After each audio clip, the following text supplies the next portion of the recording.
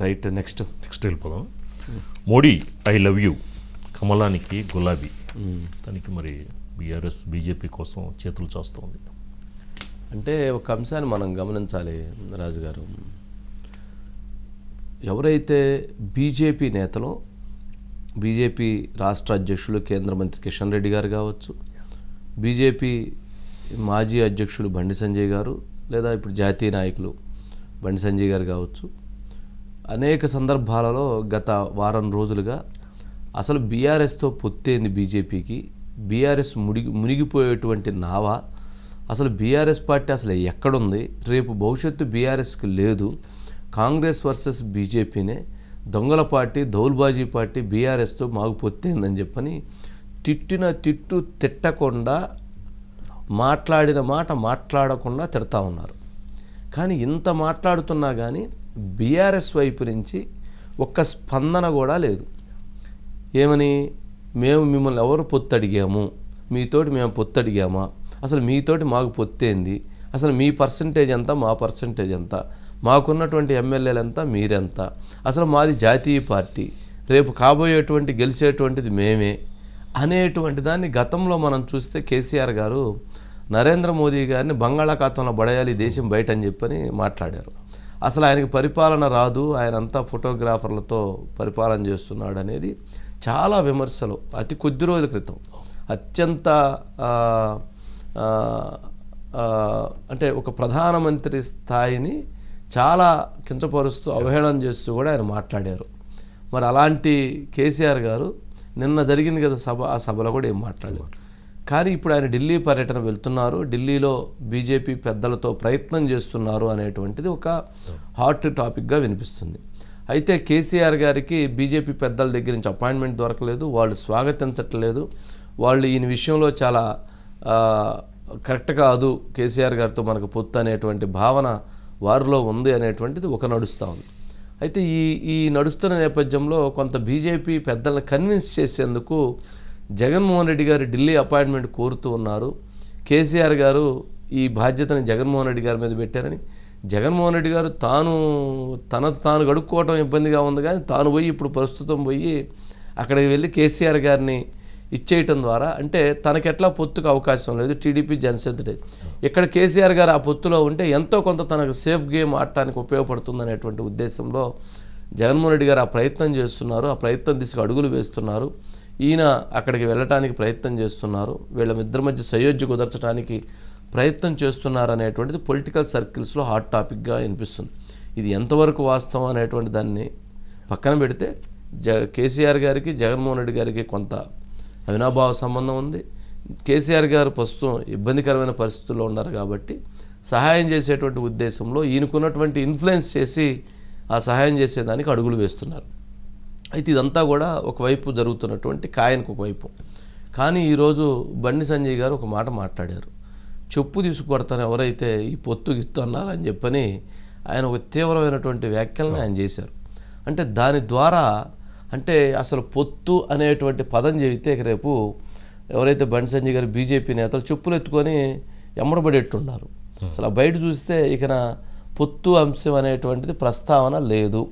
BRS కాళ్ళ మీద పడిన, మోడీ గారి కాళ్ళ మీద కేసీఆర్ గారు పడినా, లేక బీఆర్ఎస్ని తీసుకుపోయి బీజేపీలో విలీనం చేస్తాము అంటే తప్ప, బీఆర్ఎస్ని తీసుకెళ్ళి బీజేపీలో విలీనం చేస్తాము అంటే తప్ప, బీఆర్ఎస్ని తీసుకెళ్ళి బీజేపీలో విలీనం చేస్తాము అంటే తప్ప ఒప్పుకునేటువంటి పరిస్థితుల్లో బీజేపీ శ్రేణులు లేవు అనే విధంగా ఆయన వ్యవహరించారు. అంటే ఆప్షన్ పొత్తు లేదన్నాడు, పొత్తు అంటే చెప్పే అంటున్నాడు. అన్నాడు పొత్తు అంటే చెప్పు, పొత్తు అంటే చెప్పే అంటున్నాడు. మరి ఎందుకు ఆయన అంత ఫైర్ అయ్యారు? ఒకసారి బయట ప్లే చేయండి. బయట చూసిన తర్వాత ఇంకెవరు దాని గురించి మాట్లాడరు. మరి బీఆర్ఎస్ నేతలు ఇప్పుడన్నా మిమ్మల్ని ఎవడు అడిగారు పొత్తు గురించి అని చెప్పని అంటారా అని చెప్పని నేను మధ్యాహ్నం చూస్తున్నా ఆయన మాట్లాడిన తర్వాత. సుమన్ ఏదో మాట్లాడినట్టు సరే, అది నువ్వు ఈ మధ్య బీఆర్ఎస్లలో పొత్తు అంటున్నాట ఉంటుందానే అన్న ఒక్కసారి క్లారిటీ ఇస్తున్నా అన్న. మీడియాలు కూడా ఇనురు అన్న జర మీడియా వాళ్ళు కూడా మీడియాకు తప్పుడు లీకేజ్లు ఇచ్చి మీడియాను తప్పుదారు పట్టించి మంచి రాలే మీడియాకు తప్పుడు లీకేజ్లు ఇచ్చి మీడియాను తప్పుదారి పట్టించే లుచ్చ రాజకీయ నాయకులారా, భారతీయ జనతా పార్టీకి బీఆర్ఎస్ కు పొత్తు ఉండదు.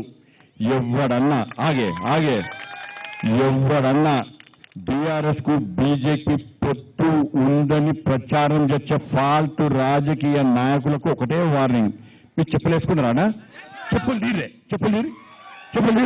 ఇలా తారపులు చెప్పులు తీరి చెప్పులు ఉన్నది తీరి చెప్పులు తీరి చెప్పులు తీరి ఎవడన్నా అంటే ఈ చెప్పుతో కొట్టురానా, చెప్పుతో కొట్టుడు.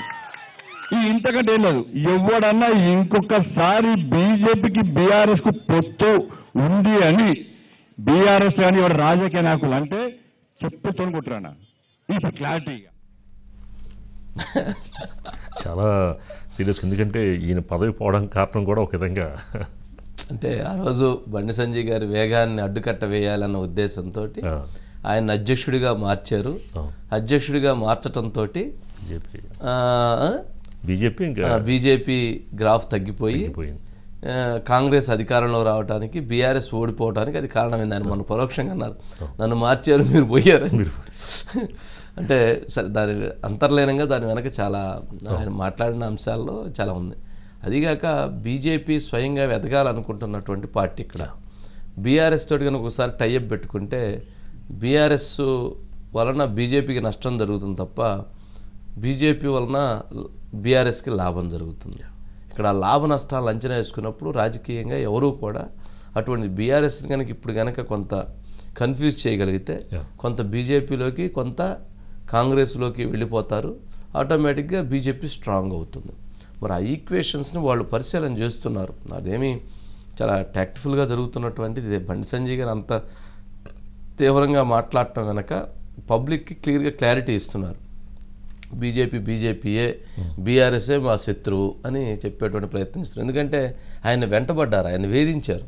ఆయన అసలు ఇంట్లోంచి బయటికి రాలేదు. ఆయన మీద కేసులు పెట్టారు. ఆయన కదిలితే నుంచుంటే కూర్చోమన్నారు, కూర్చుంటే నుంచోమన్నారు. గదిలోకి వస్తే బయటికి రమ్మన్నారు, బయటకు వస్తే గదిలో పోమన్నారు. అట్లా ఆయన వెంటబడ్డారు కదా. చాలా సందర్భాలు, చాలా సంఘటనలు జరిగినాయి. ఈరోజు బండి సంజయ్ గారు ఎవరిదన్నా ఫోటో పెట్టుకోవాలంటే కేసీఆర్ గారు ఫోటో పెట్టుకోవాలి. ఎందుకంటే ఆయన ఆ స్థాయిలో ఈ లీడర్గా ఎమర్జీ చేయటంలో కేసీఆర్ గారు ఆయన ఎంతైతే తొక్కాలనుకున్నారో ఆయన అంత లీడర్గా ఎమర్జీ అయ్యారు. అందుకనే ఇవాళ భారతీయ జనతా పార్టీలో బండి సంజయ్ గారికి ఉన్నటువంటి ఆ ఫాలోయింగ్ కానీ, ఆ లీడర్షిప్ నాయకత్వాన్ని సమర్థిస్తున్నటువంటి క్యాడర్ కానీ చాలా ఎక్కువగా ఉంది. అది వారికి వచ్చినటువంటి అడ్వాంటేజ్. సరే, సురేష్ గారు ఏంటండి మా ఎమ్మడిపడి కొడతారంటున్నాడు, చెప్పులు తీసుకో. ఏంటి అంటే సమీకరణాలు బీఆర్ఎస్కి ఉన్నటువంటి సమీకరణాలు అంటే రేపు ఎన్నికల్లో బీఆర్ఎస్ కనుక ఎంపీ స్థానాలు కోల్పోతే చాలా క్లిష్టమైన పరిస్థితిని ఎదుర్కొంటుంది. అందుకని వారు ఒక అడుగు ముందుకు వేసి బీజేపీతో పొత్తు అనుకుంటున్నారు. కానీ వీళ్ళు వ్యతిరేకిస్తున్నారు. ఏంటి, ఏం జరగవచ్చు? వంశీ గారు, మీకు తెలుసు అంటే జాతీయ స్థాయిలో ఏంటంటే బీజేపీకి కానీ, అంటే ఇప్పుడు రాష్ట్ర స్థాయిలో బీఆర్ఎస్ కానీ ప్రధాన టార్గెట్ ఎవరు? కాంగ్రెస్ పార్టీ. సో కాంగ్రెస్ పార్టీని అంటే ఇండియా బ్లాక్ను విచ్ఛిన్నం చేయడం ఒకటి, కాంగ్రెస్ పార్టీ గ్రాఫ్ను తగ్గించడానికి బీజేపీ జాతీయ నాయకత్వం ఏ రాష్ట్రంలో ఆ రాష్ట్రం వ్యూహం అనుసరిస్తుంది. మహారాష్ట్రలో కాంగ్రెస్ నుంచి ఉన్న వాళ్ళని, ఎప్పటి నుంచో ఉన్న వాళ్ళని తీసుకొని రాజ్యసభ సీట్లు కూడా ఇవ్వడానికి ఇచ్చేశారు. ఇంకొకటి ఉత్తరప్రదేశ్లో రాష్ట్రీయ లోక్దళ్ వాళ్ళకి చరణ్ సింగ్ గారికి భారతరత్న ఇవ్వడం వల్ల అటు ఇండియా బ్లాక్లో నుంచి మళ్ళీ ఆల్రెడీ ఎన్డీఏ కూటమిలో తీసుకొచ్చుకున్నారు. అట్లా ఏ రాష్ట్రానికి ఆ రాష్ట్రంగా వ్యూహం అనుసరిస్తున్నప్పుడు తెలంగాణ పరంగా వచ్చినప్పుడు ఇప్పుడు ఇక్కడ కాంగ్రెస్ పార్టీకి ఇప్పుడు అసెంబ్లీ ఎన్నికల్లో కాంగ్రెస్ పార్టీ అధికారంలోకి వచ్చింది. ఇప్పుడు కూడా కాంగ్రెస్ పార్టీకి గ్రాఫ్ పెరుగుతుంది. అసెంబ్లీ ఎన్నికల ఫలితాలు ఇక్కడ ప్రతిబింబించబోతున్నాయి. 8 నుంచి 10 లోక్సభ స్థానాలు కాంగ్రెస్ పార్టీకి వచ్చే అవకాశం ఉంది అన్న సందర్భంలో ఒకటేంటంటే బీఆర్ఎస్ కనుక మన వైపు వస్తే కొంచెం ఉమ్మడిగా కూటమిగా దానికి ఎదుర్కొని దానికి చేయడానికి ఒక వర్గం అంటే బండి సంజయ్ గారు లేకుండా కొంతమంది ఏంటంటే కాబట్టి మనం బీఆర్ఎస్ను మనం చేర్చుకుంటే మనం కాంగ్రెస్ పార్టీని ధీటుగా ఎదుర్కోవచ్చు అని. బీఆర్ఎస్ కూడా ఏంటంటే ఎలక్షన్స్ తర్వాత మీకు తెలిసి గతంలో కూడా కాంగ్రెస్ పార్టీ సబితా ఇంద్రారెడ్డి గారు లాంటి వారిని అంటే కాంగ్రెస్ చేర్చుకొని మంత్రి పదవులు ఇచ్చారు. ఇప్పుడు రేపు లోక్సభ ఎలక్షన్స్ అయిన తర్వాత రేవంత్ రెడ్డి గారు అదే చేసే అలాంటి ప్రయోగాలు చేసే అవకాశం కూడా ఉంది. సో దానికి కట్టడి చేయడానికి బీఆర్ఎస్కి పైకి ఎన్ని చెప్తున్నా ఒక జాతీయ స్థాయిలో ఒక పార్టీ అండ ఉండాలో మీకు తెలుసు. అసలు మన మోడీ గారు హైదరాబాద్ వస్తే ఆహ్వానం కూడా కేసీఆర్ గారు వెళ్ళలేదు. కానీ ఆ పరిస్థితులను ఉన్నప్పటికి కూడా సో ఒక జాతీయ పార్టీగా భవిష్యత్తులో వచ్చే రాజకీయ పరిణామాల్లో మనకు అండగా ఉంటే వాళ్ళని. కానీ ఇక్కడ ఒక ఇరు పార్టీలకి బీజేపీ పరంగా ఒక భయం ఉంది వంశీ గారు. ఏంటంటే అసెంబ్లీ ఎన్నికల్లో ఏదైతే యాంటీ ఎస్టాబ్లిష్మెంట్ బీఆర్ఎస్ మీద వ్యతిరేకత ఉన్న దాంతో కాంగ్రెస్ పార్టీ అధికారంలోకి వచ్చిందో ఈ 2-3 నెలల్లో కూడా ఇంకా ఆ వ్యతిరేకత అనేది బీఆర్ఎస్ మీద ఉన్న వ్యతిరేకత అనేది తగ్గలేదు. కాబట్టి బీఆర్ఎస్ మీద మనం వాళ్ళతో పొత్తు పెట్టుకుంటే ఆ ప్రభావం మళ్ళీ మన మీద కూడా ప్రమాదం ఉంది కాబట్టి అని చెప్పి. కానీ ఇప్పుడు వస్తున్న సర్వేలు వాళ్ళు చూస్తేనంటే లోక్సభ ఎన్నికల వరకు మోడీ ఫ్యాక్టర్ అనేది ఇక్కడ పనిచేస్తుంది. అసెంబ్లీ ఎన్నికల్లో బీజేపీకి 13%, మొన్న అసెంబ్లీకి 13.90%, 14% వరకు వస్తే ఇప్పుడు 23% వరకు కూడా, అంటే 2 నుంచి 4 సీట్లైనా కానీ ఓట్ల శాతం బీజేపీకి పెరిగే అవకాశం ఉంది, మోడీ ఫ్యాక్టర్ మీద పెరిగే అవకాశం ఉందని చెప్పి సర్వేలు చెప్తున్నాయి. సో ఇలాంటి సందర్భంలో బీఆర్ఎస్ మీద ఉన్న వ్యతిరేకత మళ్ళీ వాళ్ళతో కూటమి కనుక ఎన్డీఏలో చేర్చుకుంటే ఆ వ్యతిరేకత మన మీద ప్రమాదం ఉంది. కాబట్టి మనకు ఇలాంటి సందర్భాల్లో మనకు పొత్తు వాళ్ళతో మనకు వద్దు అని చెప్పి ఇటు పక్క కూడా ఉంది. అయితే ఏదైనా కానీ ఇప్పుడు అమిత్ షా గారు రేపు 24న మనకి విజయ సంకల్ప యాత్రలో భాగంగా తెలంగాణకు వస్తున్నారు. కాబట్టి అప్పటికే ఒక స్పష్టత వచ్చే అవకాశం ఉందంటే ఈలోపు మరి కేసీఆర్ గారు ఢిల్లీ వెళ్తారా, అక్కడ ఏమైనా మంత్రాలు ఇప్పటికైతే అపాయింట్మెంట్ కానీ ఢిల్లీ వెళ్ళే ప్రోగ్రామ్ కానీ అంతకు అధికారికంగా ఖరారు కానప్పుడు కూడా 24న అమిత్ షా గారు వస్తే ఆ రోజు కొద్దిగా క్లారిటీ వచ్చే అవకాశం ఉందని వ్యక్తం అవుతుంది. రైట్ సురేష్ గారు, రైట్, థ్యాంక్ యూ. ఇక Sudhakar sir, good evening sir. Good evening Sudhakar. ఏంటి అంటే ఒక బిగ్ కన్ఫ్యూజన్, అంటే బండి సంజయ్ గారు చెప్పులు ఎత్తుకుని ఎమరపడతా ఉంటున్నారు, పొత్తు అంటే చాలు మేము వచ్చి కొడతా ఉంటున్నాడు. మరి అటువంటి పరిస్థితి బీజేపీ వైపు నుంచి ఉంది. పాపం బీఆర్ఎస్ ఏమన్నా ఏమీ మౌనంగా మాట్లాడలేనటువంటి పరిస్థితుల్లో ఉంది. ఏంటి సంకట స్థితి, ఈ కన్ఫ్యూజన్కి గల కారణం ఏంటి సొల్యూషన్ ఏంటి? పొత్తుంటుందా ఉండదా, ఏ పరిస్థితి? సార్, బీజేపీతో పొత్తు బీఆర్ఎస్కు అనివార్యత, కానీ బీఆర్ఎస్తో పొత్తు బీజేపీకి అనివార్యత లేదు. ఇంతకుముందు మన సురేష్ గారు చెప్పినట్టు బీజేపీతో డి అంటే డి అనే స్థాయిలో ఢీకునే పరిస్థితి కాంగ్రెస్కు ఉంటే అప్పుడు బీజేపీ బీఆర్ఎస్తో పొత్తు కోరుకుంటుంది. కానీ ప్రస్తుతం దేశవ్యాప్తంగా ఉన్న పరిస్థితుల్లో కాంగ్రెస్ పార్టీ చాలా వీక్గా ఉంది. బీజేపీతో డి అంటే డి అనే స్థాయిలో ఢీకునే పరిస్థితిలో లేదు. లేని పరిస్థితుల్లో బీఆర్ఎస్తో పొత్తు పెట్టుకొని బీఆర్ఎస్తో బతికించాలని బీజేపీ కోరుకుంటుందా అంటే కోరుకోదని మనం చెప్పాల్సి ఉంటుంది. అదేవిధంగా తెలంగాణలో క్షేత్రస్థాయిలో ఇప్పుడు పరిస్థితి ఎలా ఉందంటే బండి సంజయ్ ఏకంగా చెప్పే చూపించడం, కిషన్ రెడ్డి, లక్ష్మణ్ లాంటి నాయకులు కూడా బీఆర్ఎస్తో పొత్తు అనే ప్రసక్తే లేదు, అలాంటి ప్రతిపాదన ఎవరైనా తీసుకొస్తే తీవ్రంగా ఖండించండి, అలాంటి పొత్తు అనేది ఉండదంటున్నారు.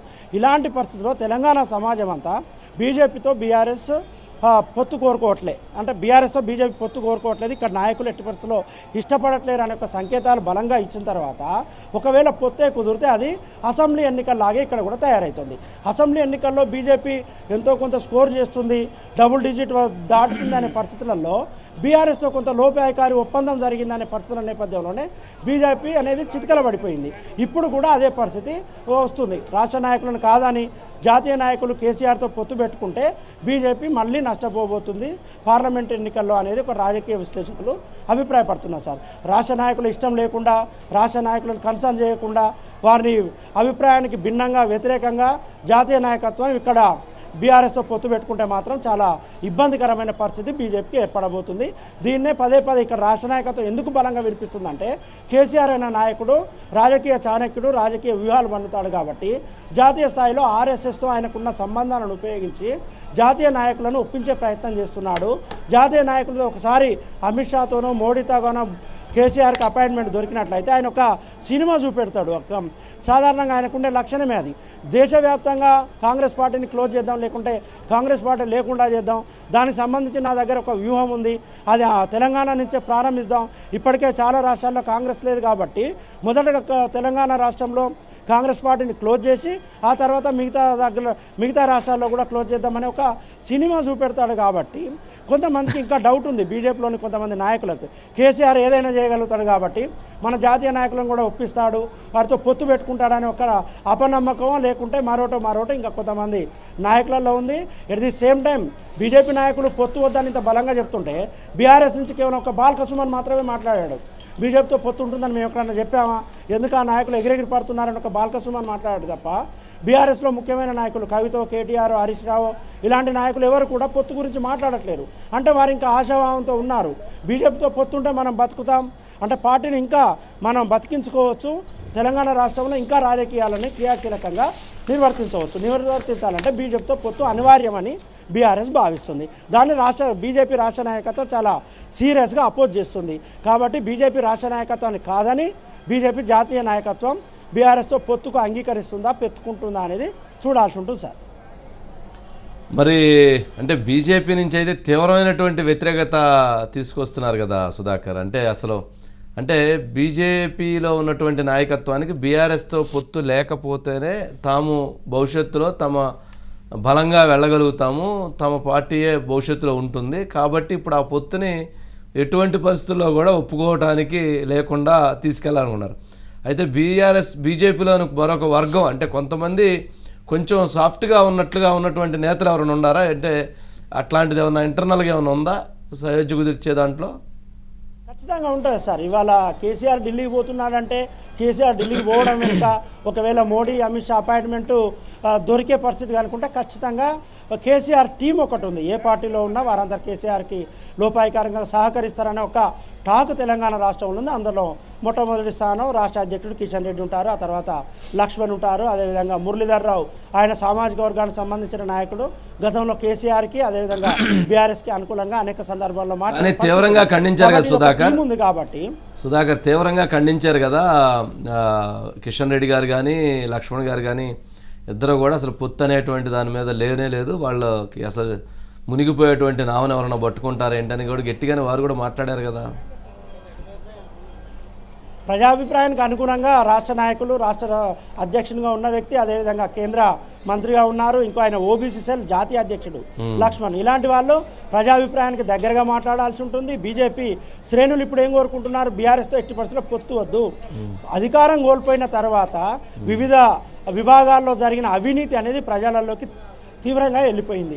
కాంగ్రెస్ తీవ్రంగా ఈ అవినీతిని తీసుకుపోగలిగింది. ఇప్పుడు తెలంగాణ సమాజంలో కేసీఆర్ పైన, బీఆర్ఎస్ పైన చాలా వ్యతిరేకత ఉంది.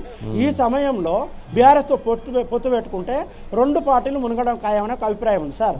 2018లో ఒకే ఎమ్మెల్యేని గెలిచింది బీజేపీ. తర్వాత జరిగిన పార్లమెంట్ ఎన్నికల్లో మోడీ ప్రభా కారణంగా 4 ఎంపీ స్థానాలను గెలిచింది. అప్పుడు 9 ఎంపీ స్థానాలు బీఆర్ఎస్ గెలిస్తే బీజేపీ 4 గెలిచింది, కాంగ్రెస్ పార్టీ 3 ఎంపీ స్థానాలను గెలిచింది. అంటే బీజేపీ అనేది మోడీ ప్రభా కొనసాగుతుంది. ఇప్పుడు మోడీ ప్రభ ఉంది. ఈ పరిస్థితులలో మునిగిపోయిన బీఆర్ఎస్ని అంటగాగితే దాంతోపాటు మనం కూడా మునిగిపోతామనే ఒక భావన బీజేపీ శ్రేణులలో ఉంది. కాబట్టి పొత్తు ఎట్టి పరిస్థితుల్లో వద్దు అనుకుంటున్నారు మెజారిటీ బీజేపీ నాయకులు. ఒకవేళ పొత్తు పెట్టుకుంటే అది పుట్టి మునగడం ఖాయం అనే భావన అయితే రాష్ట్ర బీజేపీ శ్రేణులలో ఉంది. ఇలాంటి పరిస్థితుల్లో కేంద్ర బీజేపీ అనేది రాష్ట్ర బీజేపీ శ్రేణుల అభిప్రాయాలను తీసుకుంటుందా, తీసుకోకుండా ఏకపక్షంగా నిర్ణయాలు తీసుకుంటుందా అనేది చూడాల్సి ఉంటుంది. సుధాకర్, అంటే ఇప్పుడు జనరల్గా బీజేపీకి బీఆర్ఎస్కి వచ్చిన ఓట్ బ్యాంక్ అంటే 39 సీట్స్, వీళ్ళకి గెలిచినటువంటి 8, అంటే ఆ ఓటు కనుక కలిస్తే జనరల్గా బలపడినట్లే కదా, వాళ్ళకి ఎంపీ స్థానాలు ఎక్కువ వస్తుంది కదా. కానీ 39 అసెంబ్లీ స్థానాలు ఉన్నటువంటి బీఆర్ఎస్ని 8 అసెంబ్లీ స్థానాలు గెలిచినటువంటి బీజేపీ ఎందుకు వద్దంటుంది, ఎందుకు నష్టం జరుగుతుందని భావిస్తుందంటావు? పార్లమెంట్ ఎన్నికలకు, అసెంబ్లీ ఎన్నికలకు ఫ్యాక్టర్ చాలా తేడా ఉంటుందనేది ఒక అభిప్రాయం సార్. పార్లమెంట్ ఎన్నికలకు సంబంధించి జాతీయ పార్టీలను, దేశవ్యాప్తంగా ఉన్న పరిస్థితులను ప్రతిబింబిస్తాయి. అయితే మోడీని చూస్తారు, లేకుంటే రాహుల్ గాంధీని చూస్తారు. పదే రాష్ట్ర బీజేపీ నాయకులు చెప్తున్నది అదే. ఒకవేళ తెలంగాణ ఓటర్లు కనుక బీఆర్ఎస్కి ఓటేస్తే ఎవరిని అడుగుతారు? అయితే మోడీని అడగాలి, లేకుంటే రాహుల్ గాంధీని అడగాలి. ఈ బీజేపీ కాంగ్రెస్ కాకుండా బీఆర్ఎస్కి ఓటేస్తే ఏమొస్తుంది అనేది ఇప్పుడు బీజేపీ నాయకులు సంధిస్తున్న ప్రశ్న. ఈ ప్రశ్నకు సమాధానం ఇప్పుడు బీఆర్ఎస్ దగ్గర లేదు. ఒకవేళ బీఆర్ఎస్ పార్లమెంటు సభ్యులు గెలిస్తే అయితే వారు బీజేపీతో ఎన్డీఏతో వెళ్ళాలి, లేకుంటే ఇండియా కూటమితో వెళ్ళాలి. ఈ రెండింటిని కాకుండా న్యూట్రల్గా ఉంటే తెలంగాణ రాష్ట్రానికి ఉనగొరిగేది ఏంది? తెలంగాణ రాష్ట్రానికి వారు నిధులు ఎలా తీసుకొస్తారు, అభివృద్ధి ఎలా చేస్తారు అనేది ఇప్పుడు ఉన్న ప్రశ్న. కాబట్టి అసెంబ్లీ ఎన్నికలకి పార్లమెంట్ ఎన్నికలకు చాలా తేడా ఉంటుంది. అందుకే ఇంతకుముందు చెప్పినట్టు 2018 డిసెంబర్లో జరిగిన ఎన్నికల్లో ఒక రాజాసింగ్ ఎమ్మెల్యే మాత్రమే గెలిచాడు. అదే తర్వాత జరిగిన పార్లమెంట్ ఎన్నికల్లో 4 నెలల వ్యవధిలో జరిగిన పార్లమెంట్ ఎన్నికల్లో నిజామాబాద్, ఆదిలాబాద్, కరీంనగర్, సికింద్రాబాద్ 4 పార్లమెంటు స్థానాలు గెలిచారు. అంటే 4 ఏళ్ళు 28 అసెంబ్లీ సెగ్మెంట్ల పైన ప్రభావం ఉంటుంది సార్ అది. కాబట్టి అసెంబ్లీ ఎన్నికలను పార్లమెంట్ ఎన్నికలను చాలా తేడాగా చూడాల్సి ఉంటుందని అభిప్రాయం ఉంది సార్. ఓకే.